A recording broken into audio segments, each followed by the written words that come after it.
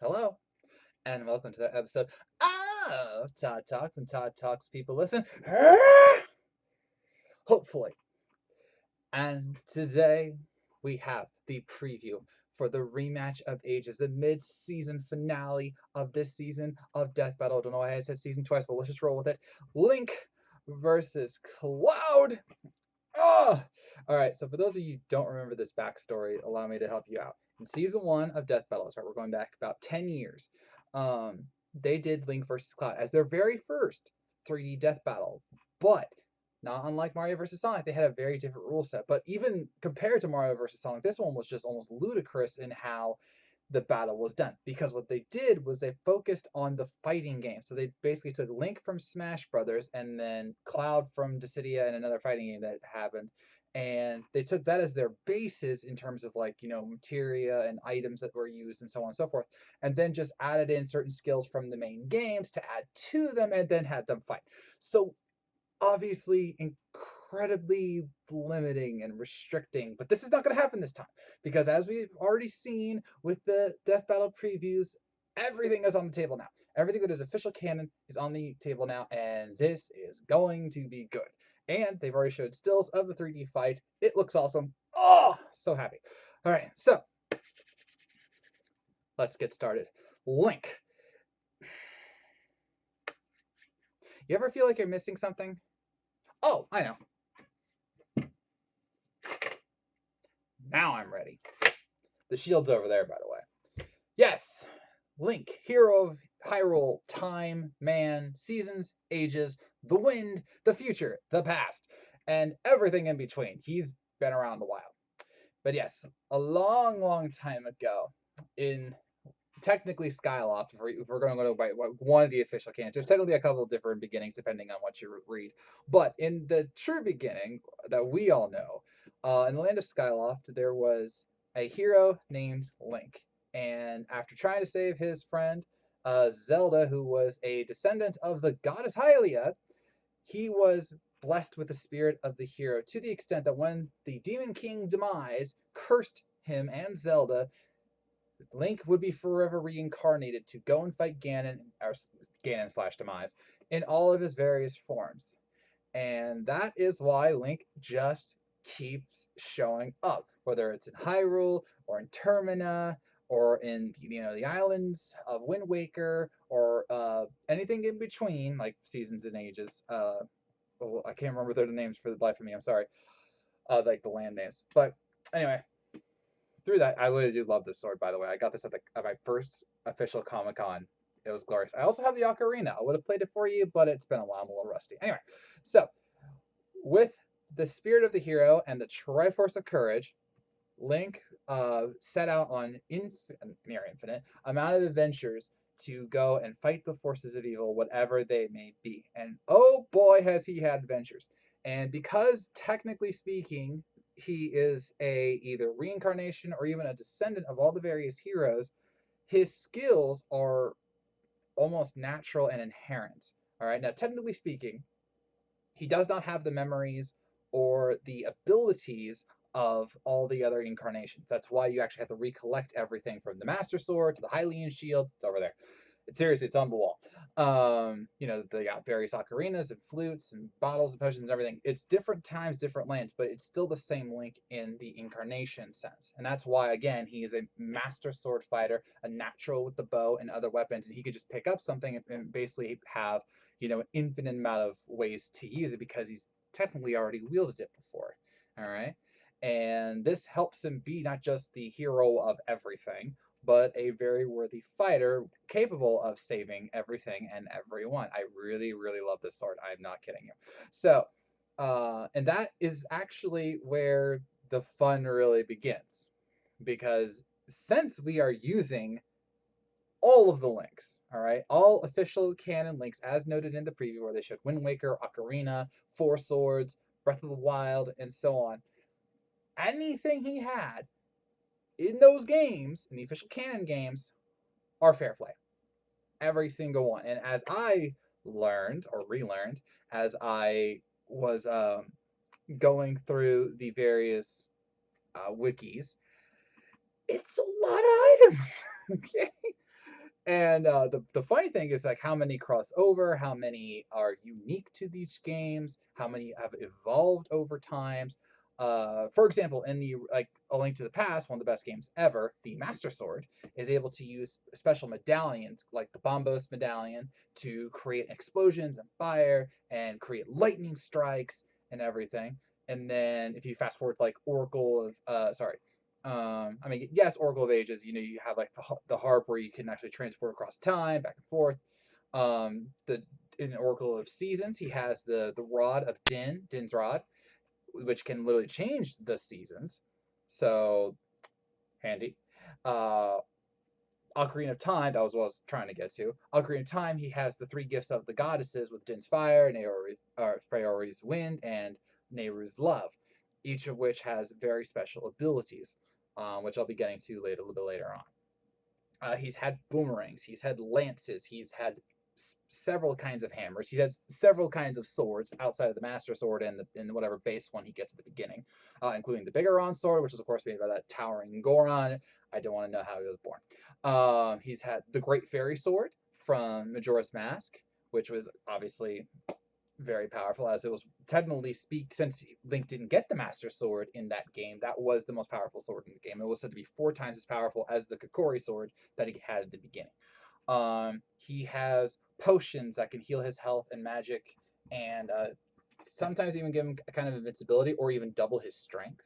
He, when at full health, the Master Sword can shoot out beams of energy and even summon lightning, as seen in Skyward Sword.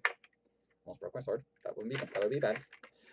It's very old, which is actually the Master Sword is timeless, and actually I'll get to that later.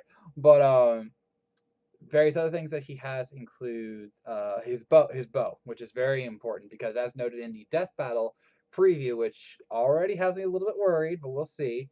Um, he has multiple kinds of arrows. He has fire arrows, he has ice arrows, he has shock arrows. He has the silver arrows, which are specifically for defeating people like Ganon, beings of pure evil. And then he has the ancient arrows, which apparently are black hole arrows. I did not realize that. I guess I never got the ancient arrows, or if I did, I barely used them. Actually, I take that back. I think I used them in Age of Calamity, which is technically not canon. So, it's a gray area. It's a gray area because okay, small spoilers. It's alternate reality. All right, it's what would have happened if Breath of the Wild didn't happen, but did happen. It's complicated. But it was a great game. It was a great game. Anyway, so that's a thing. He has black hole arrows. Fun. Um, and then there's his armors. He has a plethora of armors, some that can make it so he's immune to fire damage, which is why he can go into volcanoes. He has ones that allow him to breathe underwater. He has ones that can make him slightly immune or even more or fully immune to damage, which I'll be talking about a little bit later. He has in the earlier games, he had what were the special rings and mail, like MAIL, that would limit damage. So you might remember in the original Death Battle, they talked about the red ring, which would limit his damage by 75%. And then there was another one with the red mail that also limited his damage by 75%. So technically speaking, if Death Battle were to give him both, that means he can basically nullify like a heck of a lot of damage. So that's a lot. But hey, let's get back to the sword skills, because not only is Link a master swordsman, he's been taught by other swordsmen and special spiritual entities throughout time, including, if you recall, Twilight Princess, the wolf spirits that gave him special techniques to parry, to block, to do special sword damage, and so on and so forth. In Skyward Sword, he was known to be a very precise swordsman because of having to use the Wiimote and everything. His shield, this is the big one. The Hylian shield, promise it's over there, is indestructible in every game except for Breath of the Wild, because they had to make it breakable in Breath of the Wild. However, given that typically the canon versions of the Hylian shield are indestructible, I will strongly say that Death Battle is going to go with that path. Because again, it's literally one game that does not have it. And even then, technically, it takes an incredible amount of force to break it. It's specifically stated, because someone counted this apparently, they just take 27 Guardian beams without breaking. or before breaking, one of those two. So 25 and up, those are incredibly powerful. So joy. But given that in Skyward Sword, the original story, um, it was made by the gods, it is indestructible. So we're just gonna roll with that, okay? And so throughout his journeys, he has defeated all sorts of various entities, not the least of which is Ganon, an infinite amount of times, in all of his forms. He's also defeated an alternate universe form of him via Yuga, which was in a Link Between Worlds. He has faced Vati, which was in Four Swords, and I can't remember Minish Cap. I do apologize. He's defeated Zant. He's defeated Girahim. He's defeated Demise, which was the original OG god. He's defeated Majora. He's defeated, he's defeated a lot. And even if we want to throw in Age of the Calamity, he's defeated again multiple forms of Ganon. So he's defeated, and that's just the main fights. I mean, he's had to face multiple bosses from was Gora the spider, Volavaga the dragon, the lava dragon that killed Daruma. He's had to fight. He's had to face multiple dragons. He's had to fight a lot of bosses. Okay? And then even in the Breath of the Wild, he's had to fight the Guardians and was able to dodge lasers or even block them with his shield.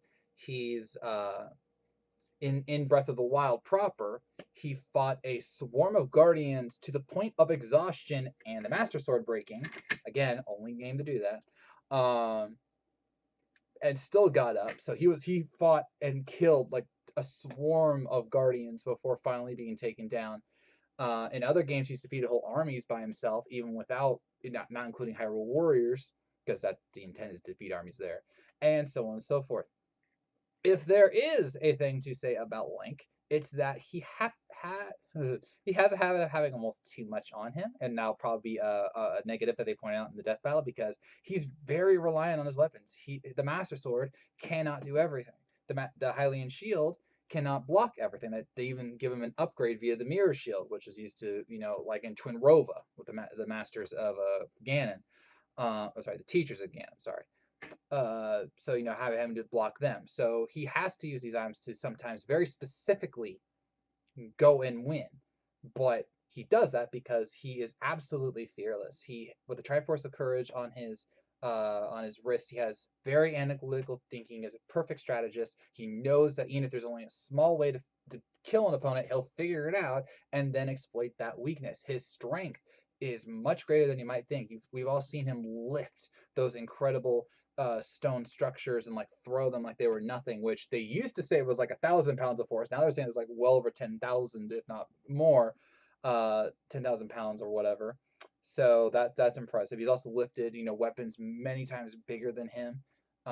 He beat a Goron in sumo wrestling with the iron boots, which I always thought was interesting.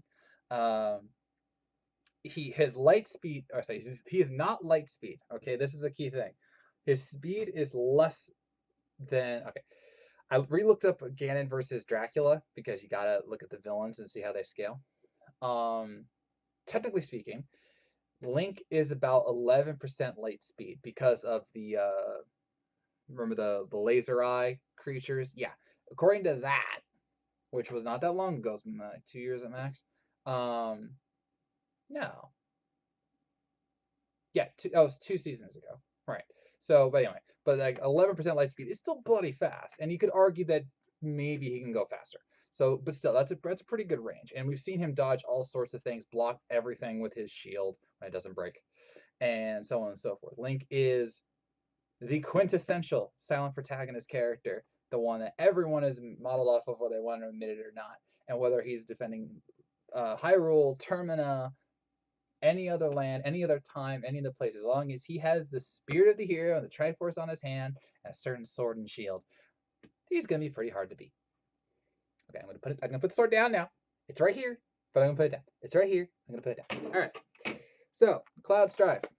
I'll admit, I've never played Final Fantasy VII completely. I played it up to a certain point, then I honestly got bored. I'm sorry. This was the original, not the remake. I don't have a PS4 or 5 or 3. I stopped at 2. Anyway, so Cloud Strife had a very problematic childhood, not the least of which was his father dying, And after failing to save his friend Tifa Lockhart, who we all love, he decided to grow up to become a part of the soldier program and to follow in the footsteps of his idol, Sephiroth. Yeah, Sephiroth. Dun-dun, dun-dun. Anyway, so one problem, kind of failed the test. But he was able to get in as an infantryman, which he was greatly ashamed about. And through his sword play, he was able to impress a being known as Zack Fair. And this is where the crazy stuff gets in. Because Zack and Cloud bonded, they trained a little bit, and Zack even wanted to take Cloud to Midgard to go be a mercenary because they both wanted to get out of the Shinra organization. The problem was that Shinra was experimenting on various soldiers with Genova cells, which would be used to corrupt, and that's a long story.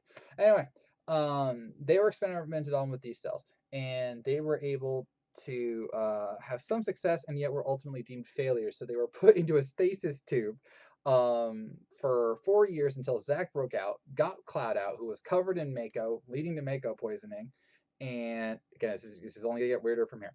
And after being a year on the run, Zack was gunned down by Shinra soldiers. Cloud was spared because he was catatonic. And then, of course, he wakes up and Zack gives him the Buster Sword, and somehow all of Zack's memories of being a soldier, and working with Sephiroth and everything else was implanted into Cloud's mind. Cloud basically gave himself, or assimilated, if you will, the memories and life and skills of Zack Fair. So everything that Zack did, Cloud thought he had done, except that wasn't the case at all. And thus he had certain memory problems and blackouts and mood swings. He's very emo. It's true. It's true. Anyway, so eventually he did make it to Midgard, where he reconnected with Tifa Lockhart, who invited him onto the eco-terrorist group known as Avalanche to try and stop the Shinra organization from draining the planet of the life stream, which was its literal bread and butter and the source of materia. Materia is magical in nature and can be used for offensive attacks and spells, supportive things like healing, and of course, summons. We'll get to that. So yeah, as basically the best mercenary of the group. Sorry, Tifa, and Jesse, I really didn't care for Barrett. I mean, he's got a daughter, and I respect him. He's a father, but dang, does he swear too much. Anyway, so after working with Avalanche for a while, things just slowly and quickly go wrong, and eventually Cloud finds out about Sephiroth, and this leads to a grand quest to save the planet from the black materia, which is sending a meteor to come and wipe out the planet of human life because Sephiroth wants to save the planet. Kind of, it's complicated. This whole game is complicated. Maybe that's why I couldn't finish it. I'm not saying it's a bad game. I'm just saying I couldn't finish it. Okay, so between Zack's actual experience and Cloud's natural skill, which again he did have when he joined Soldier as an infantryman, Cloud became a very powerful swordsman and soldier, lowercase s, and was very instrumental in saving the planet from Sephiroth, from Shinra, from a lot of things. And this led to him getting certain abilities. Now, this is where things are going to get a little interesting because, as was correctly stated in the original Death Battle, the materia use is linked to the weapons that the characters have in the game. So, outside of one weapon, which we'll get to, you can't just equip all the materia you want. And Cloud even has tried to restrict the materia he uses because of the effect it has on the planet. All right, but since we're using this in a death battle, does it really matter? He's gonna have as many materia slots as possible, so you'll have your fire attacks, your lightning attacks, and of course summons, which again I'll get to. And then as he leveled up, he had various limit break attacks. Now, limit breaks are ones where you have to charge up enough to use them, and then once you use them, you have to build them back up. We saw this with Tifa Lockhart.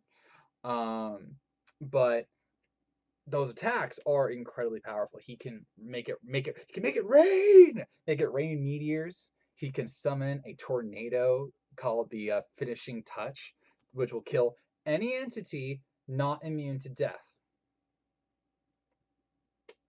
Pretty cool, huh? And then of course he has his Omni Slash, which is a very special multiple slash thing, which, as stated in at least its base form, will attack an opponent 15 times before it's done. And if mixed in with like the ultimate weapon, which I'll be explaining more in a bit, it can do 9,999 damage 15 times in a row. Boss. All right, and then there are of course the summons throughout the game. Players can get red materia, which allows them to summon incredible uh, beasts of various kinds of nature. One of which is already noted in Death Battle as the strongest, was Bahamut's Sin, which ironically Cloud and friends actually defeated in a very epic cutscene sequence. So apparently Bahamut's Sin, or just Bahamut, is able to use Exoflare or Zeta Flare, one of those two, and destroy a moon. So we know from Naruto that that's an incredible amount of power. We're talking exatons of power to go and destroy, or to even slice the moon in half, let alone blow it up. So very powerful. And the drawback, of course, is that in the game play, you actually have to use you take stat hits when you equip materia, summon materia. But the bonus is that you get a freaking dragon that can blow up the moon. So yeah. And then of course there's the Knights one, which is like a 5 minutes cutscene every time you summon them.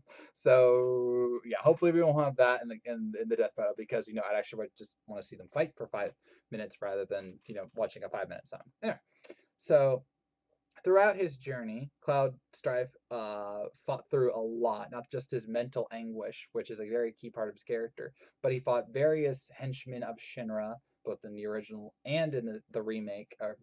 Yeah, it's a remake. So yeah, and then of course Sephiroth multiple times. Now it should be noted that technically speaking, Cloud has only beaten versions of Sephiroth on his own, including some of his what do you want to call them, the clones, the ones from the Genova cells that can transform you into Sephiroth. It's a thing. And then of course everyone remembers Advent Children. I will never be a memory, where he used Omni Slash version 5 or 6 and killed Sephiroth that way, but that wasn't completely Sephiroth, and even the creator was like, that's not Sephiroth at full power. So, you know, leave with that as you will. And then other times Sephiroth has just completely beaten Cloud on his own. Something they referenced in the Sephiroth death battle, where Cloud used a strike that was like with 1,600 tons of force, and Sephiroth was just like, yeah, nothing. So, but Cloud is insanely strong. Even Sephiroth has noted his abilities over the times they've clashed, and again with his friends Tifa, Sid, Barret, all of them. Rest in peace, Aerith. He was able to eventually defeat Sephiroth multiple times in order to protect the planet. So his weakness, though, is obviously his mind and his what do you want to call it, very aggressive style. Because of who he tends to just rush into things, even if he doesn't exactly know what foe he's fighting or whatever. He has the power to do what he wants, but the problem is that if you're facing a good opponent like Sephiroth, you really need to think it through. He's got better over time, but he still makes impulsive decisions. And in his mind, he has still failed Tifa, he's failed Aerith, he's failed Zack. And in canon, he's actually, even though he had a good life going with Tifa and the rest of Avalanche after beating Sephiroth and Shinra, he left them. He left them without a word because he was trying to go and find a cure for somebody else, and then that led to eventually the events of Advent Children. So he's got a lot up in here that he needs to deal with, but he's still one of the best swordsmen of all time. He's easily one of the most iconic video game characters of all time. And when you really come down to it, he's the best Final Fantasy character outside of Tifa. All right. So, who wins in a fight between Link and Cloud? Well, the original Death Battle said that Link was going to win because of certain offensive and defensive abilities. They said that Cloud was stronger, but Link could endure, and so on and so forth. What has changed this time? Well, for Cloud, he's gonna have his better swords. They're gonna either give him the fusion sword, which is the one you saw in Advent Children, or you're gonna give him the ultimate weapon. And as it states, it's the ultima weapon. It's the ultimate. It's the best that's I almost said Zach. I mean it's almost Zach. Cloud can get. It has 8 materia slots. Yes, 8, which means he can load it up with summons and every single spell imaginable. And then that means he has the access to, Bahamut and, the knights and all of them should he want to. And then that's not even and then this is on Death Battle to decide, but there are various skills and abilities you can attach to these materia in order to allow them to be better, kind of like a link combo kind of thing. For example, one of the strategies I saw was that if you have the ultimate weapon, it does more damage when his health is at full HP. So you attach HP absorb to heal Cloud so that he's always at full HP. It's not a perfect strategy, obviously, but it's a good one. So there's that. So I doubt canonically, I don't know if they'll actually give him the ultimate weapon, but even the fusion swords, which is again the one used in Advent Children to use Omni Slash version 5, is better. All right, so take that as you will. Then of course there's the summons, which he can blow up a moon. He's got a much wider range of material. They only gave him 2 last time: fire and Thandaga, Faraga and Thandaga.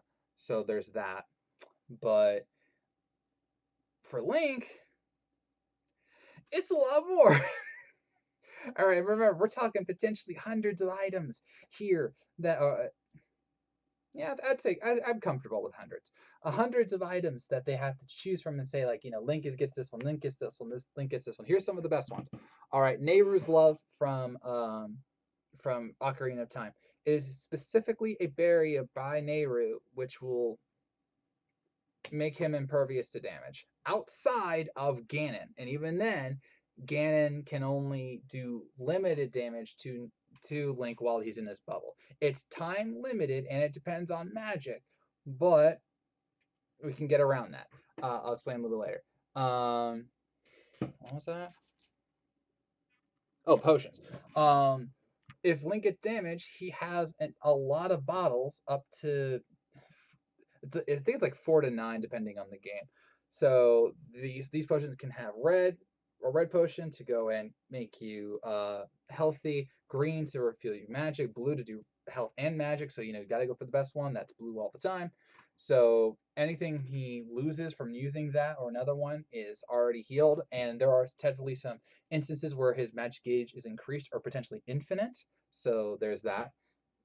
There is one of my personal favorites, the Fierce Deity Mask. I thought I forgot about that one. Did you? Nope, I did not.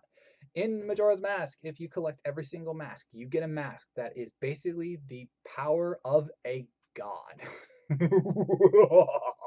Yes, Link becomes an 8-foot giant and has a sword that is able to launch sword beams and literally makes every boss fight infinitely easy. You can beat Majora with half your magic.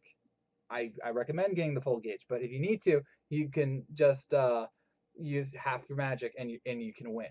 And you might think, well, wait a minute, Todd. Wait a minute. You could only use the mask, the Fierce Deity mask, in a boss fight. What do you think Cloud is?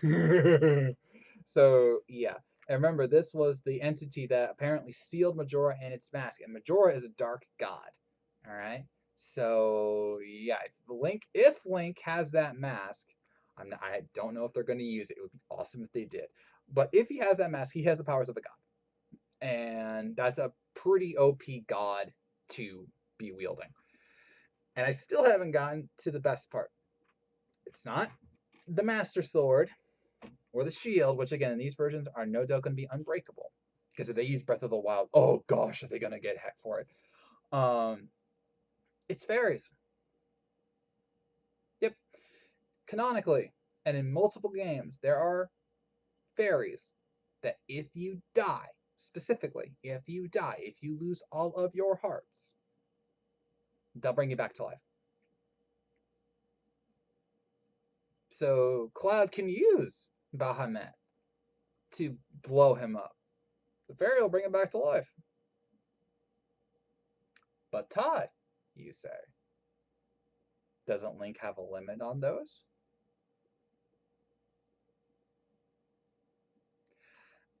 One of the few Legend of Zelda games I have never played was Four Sword. Okay, I played it for like there was like a demo. It was weird. I couldn't really understand it, but I never fully played Four Swords Adventure. In the game, Four Swords Adventure, and they reference the Four Sword, which I'll be talking about in a second. In the game or in Death Battle preview, the Four Sword has the ability to house fairies. Okay, and then in the game, you get more fairies after you complete certain levels. Do you want to know how many Link can hold? 99 of them! Yes, Link can house 99 of these force fairies, which are literally the same as fairies that heal you after you die. He can house 99 of them. 99! So that means that Cloud would have to kill Link 99 times before Link kills him once, because Cloud does not have a reset dial or a materia that brings him back to life. All right, so Cloud needs to kill Link multiple times before he can die once, and that's going to be incredibly hard because, let's go back to the Four Sword. That thing splits him up into 4 different entities of himself. It's specifically stated to be reflections of his soul or imbued with his soul. And while you might remember that they usually move together, they can be separated and have their own consciousness. So that means that at times, Link could just pull out the Four Sword, multiply himself times 4, well, 3 technically, but whatever, and have them all attack Cloud with different attacks, maybe one with the ancient arrows and whatever, and all of a sudden, Cloud's done. So, while I honestly initially thought that, oh yeah, I forgot one more thing. In Twilight Princess and Technically Wind Waker, there is magical armor. Okay, and the magical armor is specifically stated to run off either magic power or rupees. Twilight Princess, it was rupees, and in Wind Waker, it was technically magic and then turned into rupees in the HD version. Anyway, if he wears this magical armor, he is invincible. He cannot be damaged. The only catch is that the more he moves and the more damage he takes, the drain on the magic or the rupees. And then in Twilight Princess, the maximum rupee amount he can hold is 1,000. So if we're doing it just by hits, he technically could take about 60 or so hits before, because it's 12 rupees per 1 hit. So give or take, a little over 60, 65 hits before that magic drops down. So he has magical armor that can run off magic or rupees. And even if it's just the magic, he has potions which can heal his magic. He has goddess protection. He has a god in a mask. He has multiple swords. And technically speaking, because of Cloud having Genova cells, the Master Sword's special power would infect him heavily, technically. He's not evil, but he's evil imbued. It's a thing. And so even though I honestly thought that Cloud was going to win this fight, I'm actually going to go fanboy here. And along with all the logic I have just imbued upon you, I'm picking Link. I think Link has this. It's going to be a lot more interesting than the first fight. I guarantee it. Like, seriously, look at that fight. You can see its age. Anyway, but I'm picking Link to win against Cloud in the rematch of ages. This is how it's good. It's going to be good. I'm very excited. I was born for this Death Battle preview. Like you can tell, I am so into this. All right. So yeah, I am picking Link to beat Cloud and hopefully get my record to 5-3. If I lose, I must have missed something, or once again they're pulling a Lex Luthor and they're not including something that I clearly found to help Link win. So with that, I'm ending this episode of Todd Talk. What do you think of the fight between Link and Cloud, and who do you think is going to win? Please say it. I won't judge. Yes, I will. So let me know in the comments below. So I thank you for watching. If you made this far, I know you were listening, and I'll see you around.